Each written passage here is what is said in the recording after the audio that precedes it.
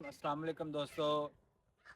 जो भाई पूछ रहे थे बांस के बारे में कलम कब लगनी है, तो हमने कलम लगाना शुरू कर दिया है। सोचा अपने भाइयों को बता दें। बहुत सारे मेरे भाई पूछ रहे थे कलम कहाँ से मिलती है और किस तरह से लगानी है, किस तरह की होती है।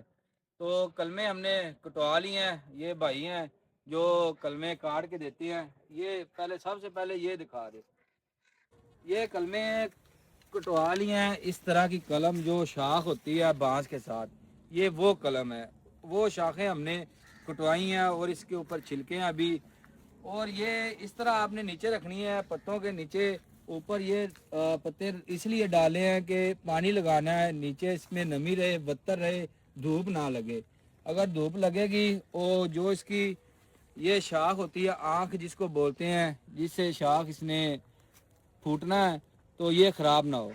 तो ये छिलके पानी लगाने का ये मकसद है। जो भाई पूछ रहे थे, ये हो जाएं छिलके नरम।